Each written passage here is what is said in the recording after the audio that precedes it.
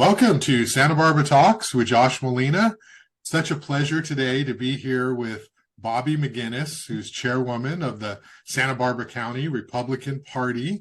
And we're going to have a great discussion today about politics and the election that is here and upon us as we look forward to 2024. It's a pleasure, Bobbi. We have seen each other, met, talked over the years, at events, specifically a couple of years ago.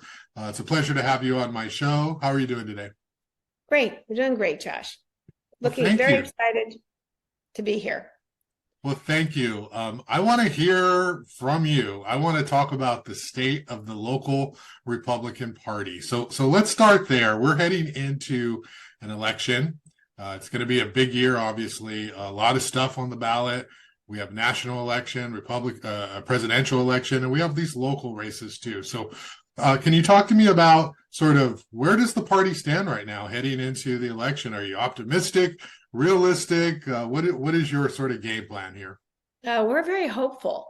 We are very hopeful going into this next election. We think that the Democrat policies of the Biden administration and even the policies are Republicans statewide to be able to take back the state, and for us locally to take back our county. And what I mean that let's get conservative positions to be able to turn the tide, if you will, of the crazy legislation that's coming down from Sacramento.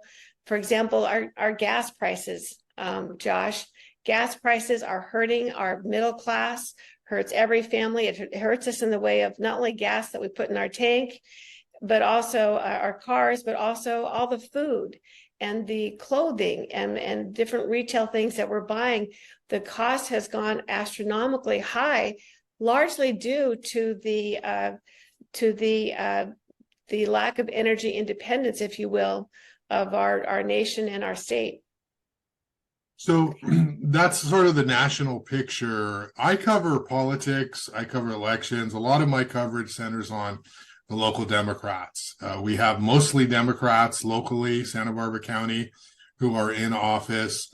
They hold a party registration advantage. They work really hard to turn out the vote. And so I'm always focused on strategy. So what's going on for this election? We've got that Third District Santa Barbara County Supervisorial seat that is, a lot of talk about it because Ivy's been districted out. So there goes potentially a lot of voters for the Democratic candidate. Of course, we have a congressional race. We have another supervisor's race. There's a lot of stuff going on. So what races are you focused on as a local party? Well, locally, but right now, December 8th is the deadline for people pulling papers. So we haven't done a lot of endorsements at this point in time. We are endorsing Bob Nelson. I'm sure you know Bob. He's our 4th District Supervisor, the one sole Republican on the County Board of Supervisors. We're hoping to get him some help this year, but we haven't actually endorsed any specific candidates for District 3 or for only for 4th District. First District is kind of interesting too, but we're just like the deadline is not till December 8th. So we really haven't decided on any one candidates for any of those particular races. We have interest. We have endorsed a U.S. Senate candidate, that's Eric Early. However, we endorsed him prior to Steve Garvey coming into the race, the U.S. Senate race. And now that we have a baseball legend running for the Senate seat, I think that is going to make that a much more exciting race going into 2024. And we're actually hoping that for the first time in a long time, we'll have a Democrat and Republican at the top of the ticket come November. So, Steve Garvey's team is going to be coming to our next meeting, not him personally, but he's on our agenda for endorsement in the November meeting. And right now, the congressional candidates, there's one registered Republican who's running for Congress, but we've heard of rumors of others pulling their papers. So we're just going to wait for endorsement till we see who all the players are. Okay, so Steve Garvey, Dodgers first baseman, is that what he was? Yeah, well, I don't know what position he played. I just know that he was an MLB. He was a Major League Baseball player for the Dodgers most of his career, and then also the Padres. And that he is now running for Dianne Feinstein's seat, and that has been the most exciting news that's happened last month in our Republican politics. So because he has name recognition, because we are the minority party here in not only in our county but also in the state, having somebody on the ballot who people already know is going to be a big help in terms of getting him elected in the primary. So in the primary, as you know, we have a closed primary. So people have to be registered Republican in order to be able to vote in the Republican primary for the presidential candidate. So we have a big push right now on reaching out to MPPs. We've already sent out 20,000 emails and text messages asking the MPPs if they would be interested in, and if they want to vote in the Republican primary, they need to register or re-register Republican. Many of them have no idea that we're even having an election coming up. They're just not there yet. And the second thing is they don't realize that if they don't register Republican, they will not be able to vote for the presidential candidate. Right.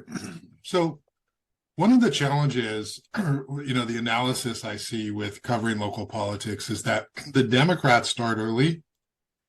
They know who their candidates are very early, and they endorse earlier, and they work at it. They're active. They make sure that they work on registering voters and then helping turn out the vote.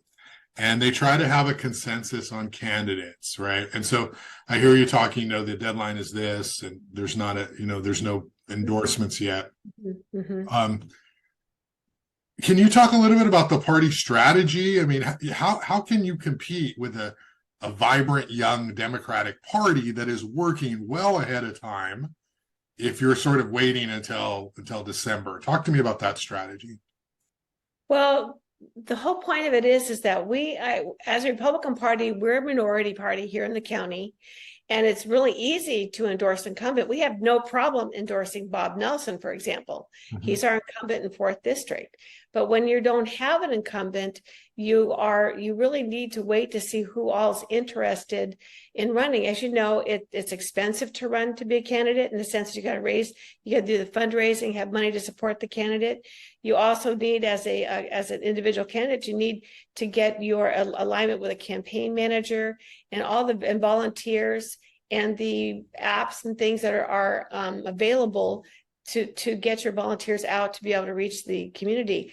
Most candidates that are not incumbents are not well known. They're people that the community have not reached out to.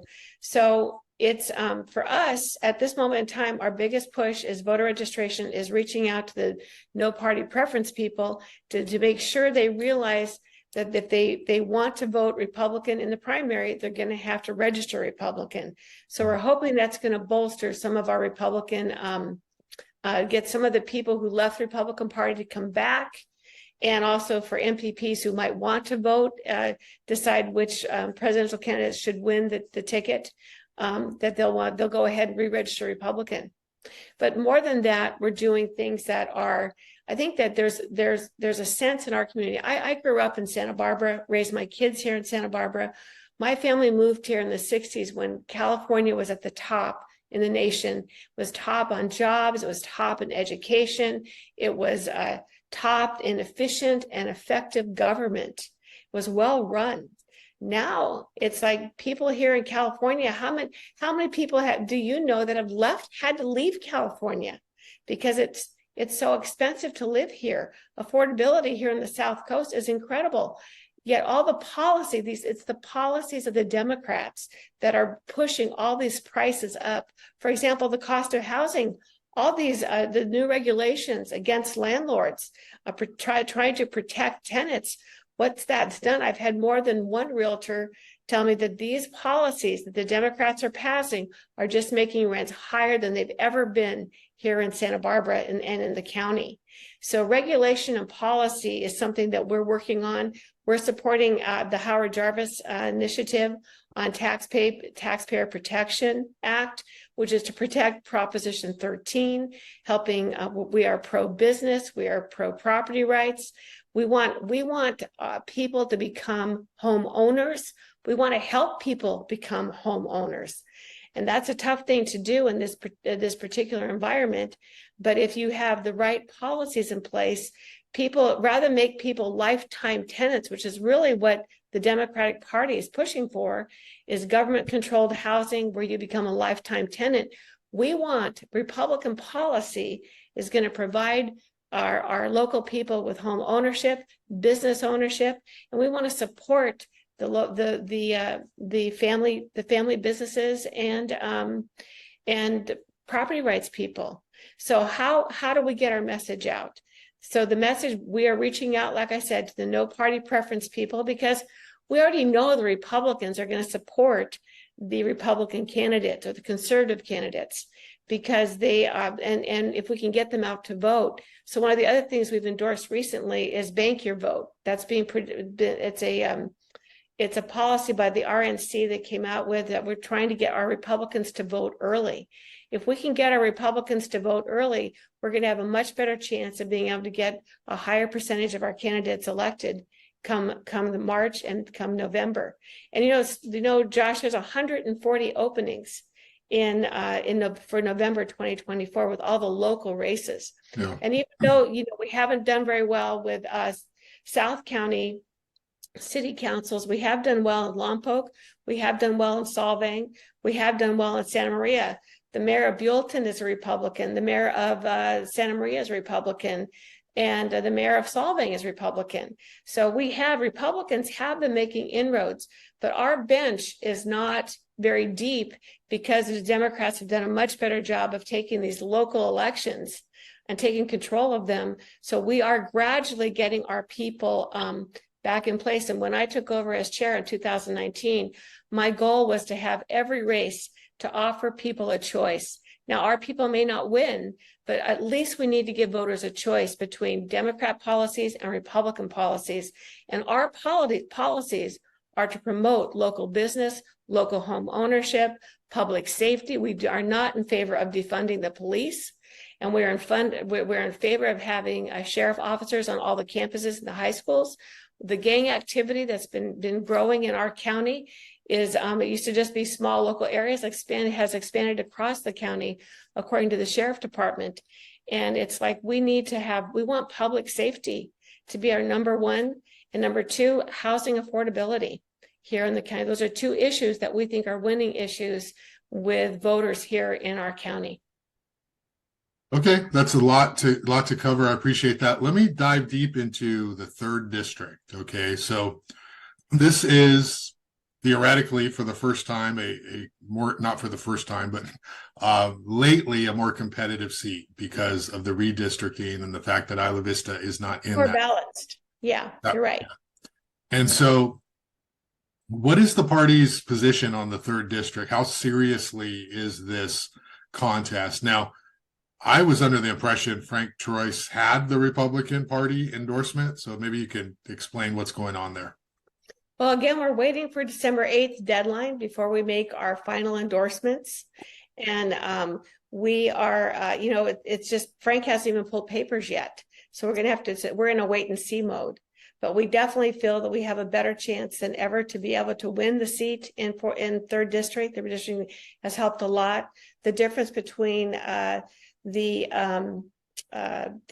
balance between Democrats and Republicans is, I believe it's a 4% split. It's way less. And, Joan Hartmann walked in with 10,000 votes automatically coming out of UCSB that she barely had to earn. And so it's made a huge difference for that third district. It's going to be a very interesting race. And what like I said, what our focus is right now is reaching out to no party preference people to see if we can get them to change their registration to Republican. I'm very hopeful about Third District because if you look at the governor's race, Brian Dolly, who did very little campaigning here in our county, he won the city of Solvang, he won the city of Buellton, he also won the city of Lompoc, and he in Third District, the Third District voting at that time, he was like 2,500 votes short of beating Gavin Newsom. So we feel like, yeah, you're right. I think it's going to be a very competitive race, but yeah, we have not made a party endorsement yet for that seat. So we'll have to wait and see who all the players are. Okay, so let's talk about Frank Joyce for a second. Okay, in my political reporting, what I've heard is that he's a candidate. There may be other candidates. I've heard that he kind of has the early line on the endorsement. I was told he had the endorsement locked up. So what can you tell people about him? He's the most high profile person. He does have a website. He's got a YouTube video. He's told people he's running. From the party's perspective, what can you say about his candidacy? Well, I think he's more of a nonpartisan candidate. And like I said, he's not been officially, he doesn't have a hard endorsement from the Republican Party. He is a registered Republican. And the party is just kind of waiting to see, like I said, December 8th is that deadline. Frank hasn't pulled papers yet. So we're going to have to we're in a wait and see mode on that. Okay. What are the issues in the Third District that the local GOP cares about that's different than what the Democrats care about? Because remember, we're not talking national stuff. This is very specific to Santa Barbara. Public safety. Mm-hmm. Public safety is number one. I understand that Frank Joyce does have the endorsement of the Deputy Sheriff Association. So it's public safety is going to be a number one issue. We've done some polling too. We also know housing affordability is the number one issue for the county, really. And then a third issue would be homelessness, and fourth would be education. I mean, right now, our Santa Barbara County has a literacy problem, Josh. We have 50% of our kids don't know how to read and write and do arithmetic on a track. I just saw the LA Times article where they were saying that the whole state of California is below 50% of the people of our students have literacy. So education has to be a foremost focus of any of the voters here in Santa Barbara County. And in terms of the third district specifically, I know there's lots of little issues around the county that homelessness is an issue. You've got the sanitation district problem over in Los Olivos. There's some controversy there. You've got water issues affecting the growers in the third district and fourth district. Plus, you also have the divide between vineyards and cannabis. That's a huge issue in third district. I think that's an issue that's going to probably hurt Joan Hartmann. And then Joan's vote on the number of beds she allowed in the jail recently and letting people out on the criminals out on the street. That vote is something else that's going to probably come back and bite her. I think Doss's vote on the on not allowing the safety valves on the oil pipelines is going to hurt him. I mean, he wrote the legislation requiring statewide to have safety valves on all the pipelines in the state of California, and the only county that doesn't have it is Santa Barbara County, because Doss Williams voted against it. So I think issues like that are going to become forefront with voters.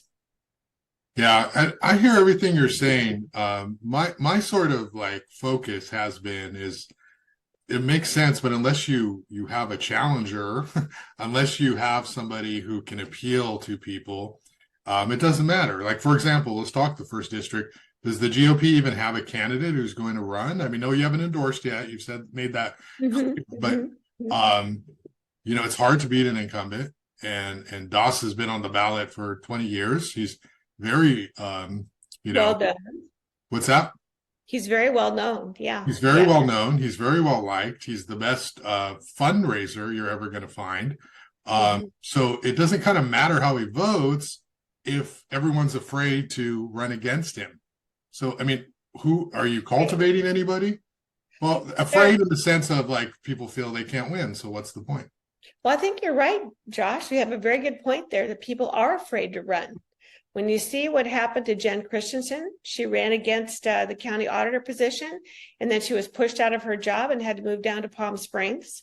You have Chrissy Lozano, who's been blackballed now because she dared to run against Susan Salcido. All of a sudden, she can't get a job anywhere in the county in education.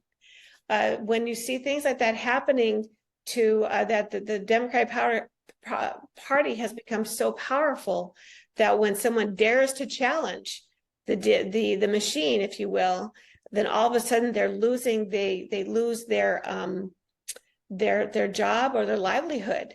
And let's face it, there's a lot of South County conservatives who won't put an R next to their name because they're afraid it's going to hurt their business. It's going to hurt their livelihood. It's going to hurt their families. Their kids might be harassed at school if they're found out to be a Republican. So that's not America. That is so un-American to have a party so powerful that people lose their careers, their jobs, their livelihood because they dared to challenge an incumbent on a race.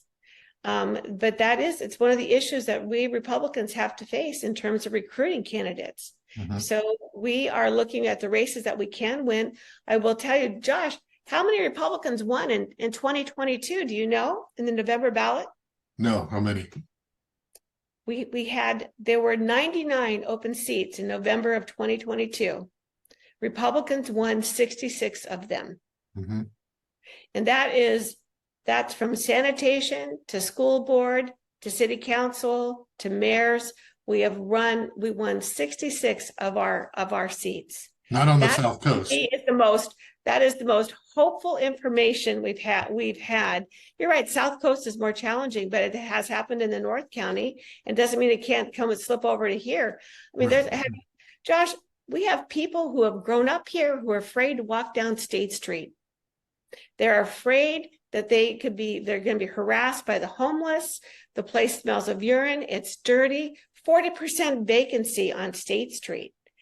Locals are going, what is going wrong? And I do think there's a disconnect that people don't realize who they vote for really does matter from every level of government.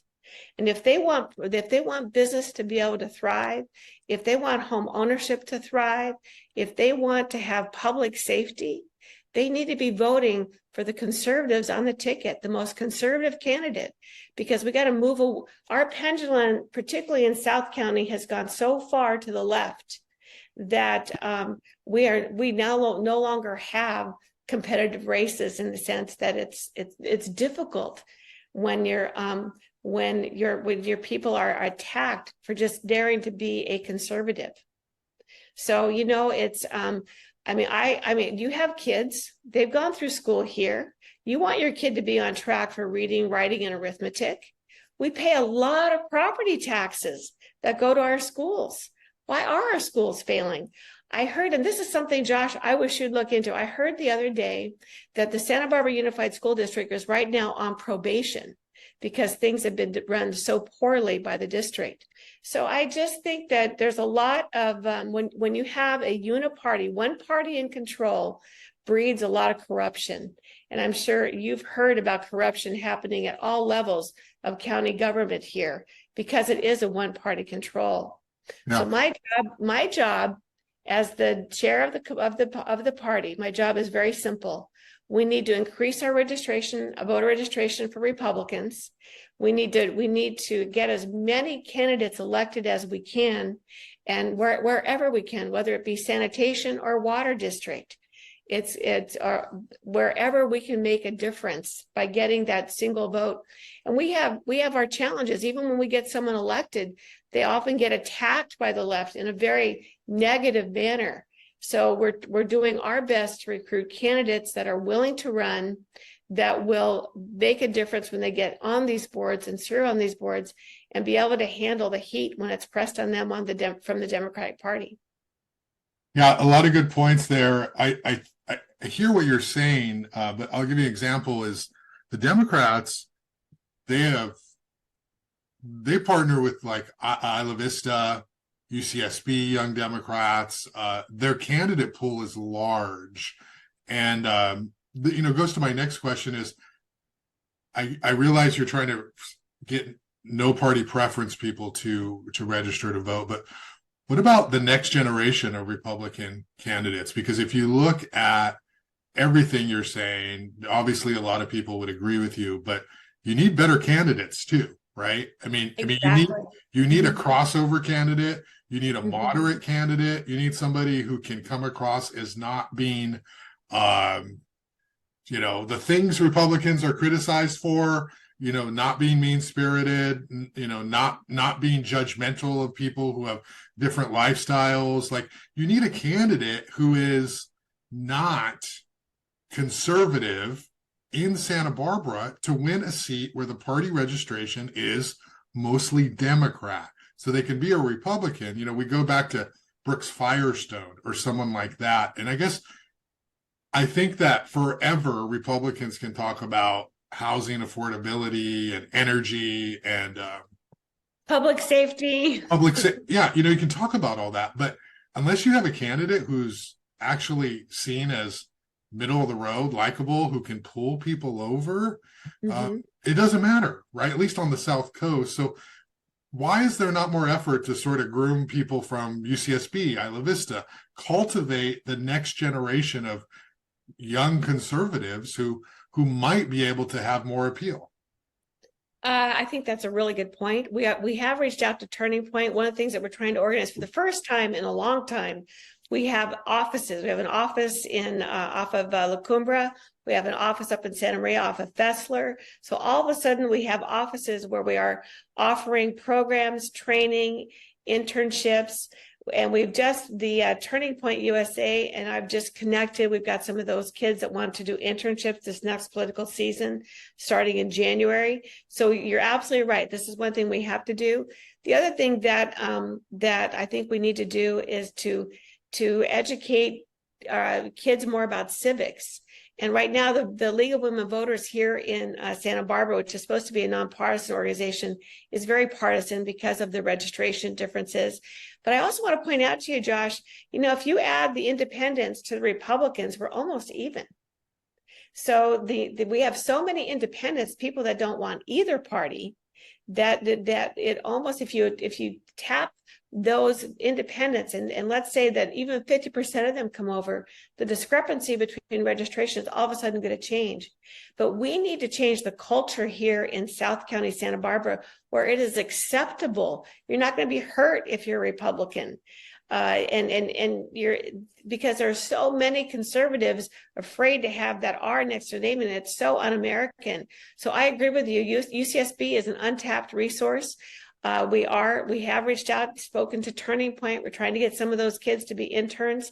But this is the first period of time that we've even had an office to work out of here in Santa Barbara, because when you don't have elected officials, there's not the support there. If you're it's just like if you're a losing football team, right?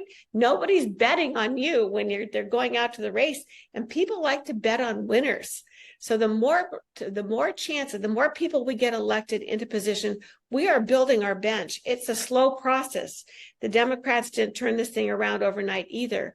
And so, like I said, my job is to find candidates to run, the most qualified candidate I can to run for these various seats in the county and the city and all the local levels. So my eye is focused on the 140 open seats that are coming up in November, in addition to what's coming on the ticket in March. Right. Okay, great. We talked about third district. First district, does the GOP have a candidate there? I know that endorsements, but is there any name? At this point in time, we like I said, we're waiting for December 8th. Okay. So and is that like a safe answer, or is there somebody who you do know of, but you have to wait for the process to play out? I have to wait for the process to play out. Yeah. And then what about assembly? Is there a GOP candidate to take on Gregg Hart? I tell you now, just Sari Dominguez. I don't know if you have heard of her. I would love for you to interview her on her show. She is a 9th generation Santa Marian. She's running against Gregg Hart. She's new to politics, although but she's not new to government. She worked for the Santa Barbara County, and then she went on to work for the County of Monterey. She has almost 20 years of experience working in government. She has a master's in organizational leadership. She is a ninth generation. I called her a Latina. She goes, no, I'm an American. She goes, my family has been here for 9 generations. We came here as farmers in Napomo. You can be an American and Latina. I'll say that. Obviously, I know. You can be both. She goes, of course. But she just really emphasized the fact that I'm American and I have grown up. And she grew up in Santa Maria, went to schools in Santa Maria. She was educated and went to college. She has lived the American dream and she wants to make that available to other people. She's sick and tired of all the legislation coming out of Sacramento, which is hurting the middle class. And so she has a lifetime of dedication to community and leadership. And she's running against Gregg Hart. And so does she have the endorsement or what's the deal with her? Yeah, she has. She was endorsed. She's already received our endorsement. She just last week got the endorsement of San Luis Obispo. So now we'll be offering up for her to get the endorsement from the state party as well. But we're very excited about Sari. She's a very dynamic and good speaker, and she's got just a wonderful background in government. She would really make a great assemblyman for our county. And what is her job now? She's retired. Oh, okay. But she retired from Monterey County, I believe, 2 years ago, and she's ready to serve. Okay. So, as a practical matter, as you know, Gregg Hart is a legend. Okay, I mean he's sort of the elder of the Democratic Party. Mm-hmm. City council, multiple terms, supervisor. Now he's in the state assembly. How do you unseat somebody like that? I mean, and especially with a new candidate. Well, like I said, Josh, we are hoping that our voters in the state of California want to stay in California, and they're going to be tired of all the rules and regulations that Sacramento is imposing on our county, and that they're going to want to have new leadership. It's going to take a real change in people's thinking. We're hoping the moderate Democrats will vote for Sari. She's big on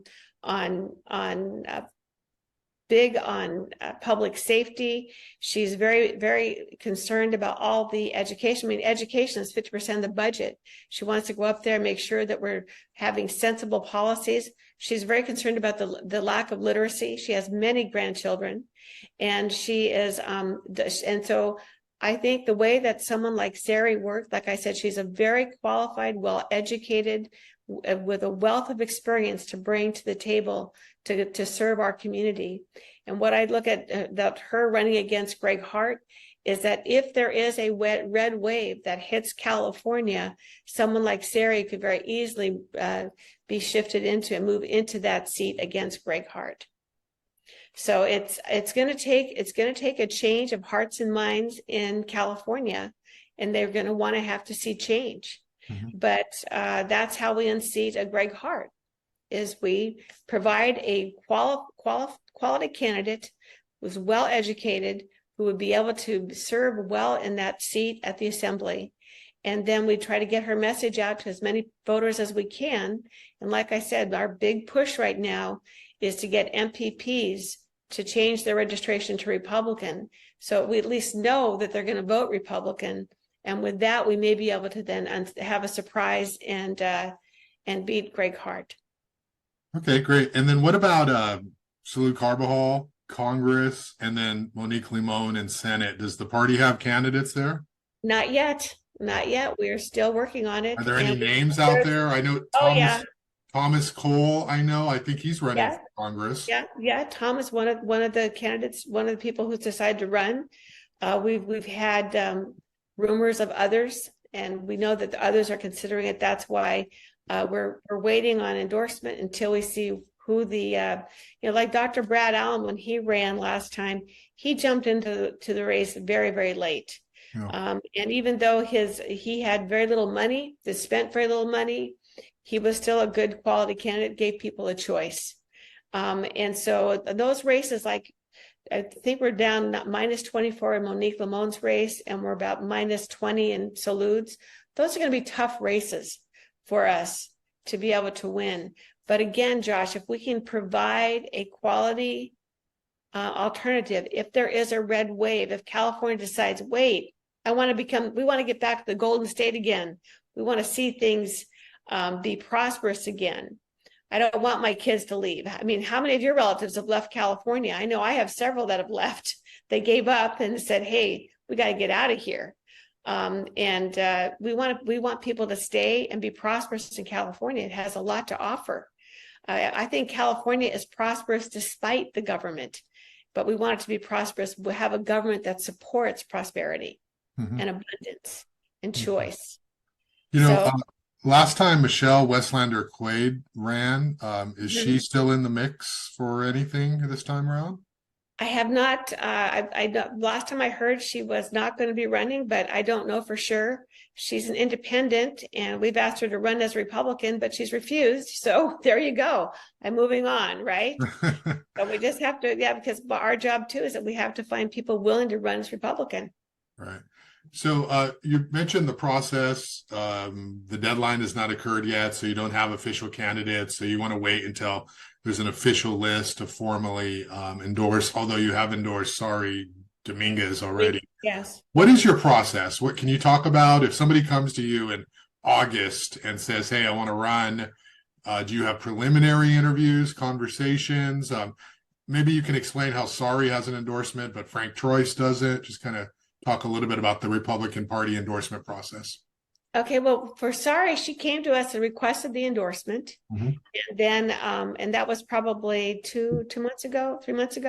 And so after reviewing, basically she requests, she comes forward to the committee. It takes a 2/3 vote to endorse the candidate. Okay. So that's how that happens. So any candidate that wants our endorsement needs to request of myself or the secretary of our party that they would like the endorsement, and then they come forward, they get a chance to speak, and then we make our recommendations.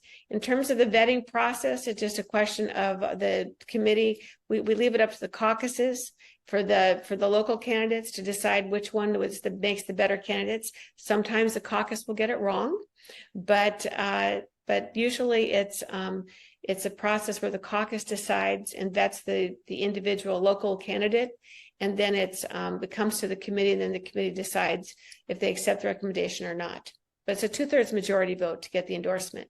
Okay, so that process did not happen with Sari, but it has already happened with Sari. So has Frank Troyes come to the party and said endorse me? No, not yet.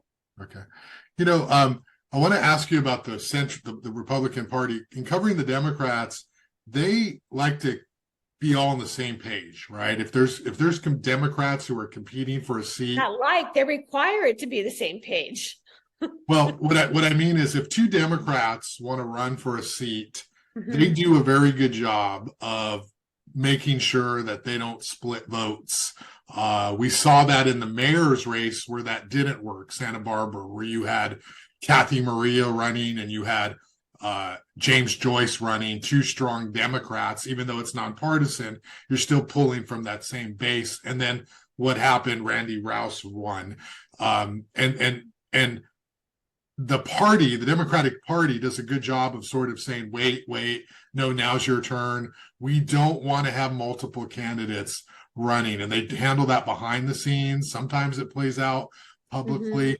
Is there any division in the Republican Party about candidates? Is there disagreement? Is there a generational battle? How do you guys handle that? It's politics, right? So there are always, and I have a really broad tent. I welcome people, pro-choice people, pro-life people. I have a very broad tent I tell people, if you are with us 70% of the time, then please join us, because we are the minority party. But Andy Caldwell once said that Republicans are like herding cats.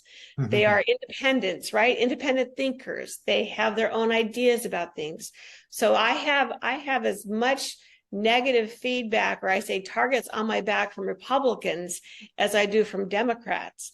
So being the party chair. So no, we don't have a way of being able to eliminate candidates, if you will. I can't stop a group, a conservative group, to float up a candidate that might be against our chosen candidate. But ideally, you want to, we learned a huge lesson in the 2017 mayor's race when we had Frank Hotchkiss, Bendy White, Angel Martinez. Remember that race? Oh, yeah. And Morella won because all the conservative candidates, so many, and Hal Conklin was in that race too. And we learned a big lesson there, that if you have too many conservatives in a race, then it's going to be the progressive left that's going to win. So I do my best, and the committee does the best to be able to sort out the best candidate. And hopefully we just have one candidate running that we can all get behind, but it's not an easy task. And there's lots of division that happens. Yeah. I'd say that the one thing in my reporting over the years that I've noticed with the Democratic Party that they do well, that the Republican Party could learn from, is starting earlier, having a strong ground game of activists who are going to knock on doors. Republicans tend to write checks, but with local elections, it's face-to-face contact. It's knocking on doors and meeting people, and then having a clear message about what it is a person stands for. And I think one of the challenges that Republicans have is they focus too much time on national issues and even statewide issues, when Santa Barbara County is a very different animal. So if you're driving home public safety to people, of course the Republicans are going to think that's a great talking point. But most people who are voting are pretty comfortable with public safety. You need to talk about other issues like housing affordability, okay, about the quality of life, about transportation, about commuting, about local energy. Like, those are the issues that people care about locally. And schools, of course, but the supervisorial races don't affect schools, and so that would just be sort of a little bit of analysis that I've seen over the years. And I would say that, waiting until, what is it, December 8th or what, November 8th is too late. It's December 8th. It's too late, because even though you want to respect the process, these other people have been ready to go for a long time. And particularly when you're trying to unseat an incumbent, like if you're at a disadvantage, you that means you have to try to balance the field, which means you have to do everything you can to upset that balance. And if you wait, then you're already behind. So just a little bit of journalistic analysis as you approach, I appreciate that. as you approach this election. Just given, let's wrap up a little bit. It sounds like you're hopeful. It sounds like Sari Dominguez is a candidate already that the party has rallied around. Bob Nelson, don't forget Bob. Bob Nelson is an incumbent. Is he going to have a challenger? Yeah, he has a challenger. Yeah, okay. Her name is Flores Chris. She's from Los Alamos. I don't want to mispronounce her name. Okay. I know that I believe she's being supported by the Democratic Party too. Okay. She's got the support. Yes. Yeah. So in North County, you would think you should have some conservative representation on the board because it is more conservative, So, that would make sense. So it's an incumbent. It's hard to take out an incumbent. But what are you most excited about? It sounds like Sari Dominguez, obviously Bob Nelson. As you look forward to about what's going to happen over the next several months, what keeps you up sort of, thinking, oh man, I'm excited about this? Oh, I think that I'm very hopeful that because the Democratic policies have been so bad that we're going to see a red wave come in California and come in our county. I'm really hopeful that our county is going to go red in 2024. That's what I'm hopeful about. We'll see, we'll see. But your points are well taken. We are training our volunteers. We're doing all the training. We've got different programs in motion that we have volunteers working on right now. And like I said, Josh, I'm just thrilled that we've had an office to work out of in both Santa Barbara and Santa Maria. The first time we've been able to keep one open for from one cycle to the next in decades. So I mean, it's a slow grind, but inch by inch, we're going to be taking back the county. And honestly, we need to get, all of us should be wanting to get back to a two-party system. That when you have one party control, it leads to so much corruption and mismanagement. And we need to get back to a common sense government with good, effective decisions being made that are going to benefit all of us.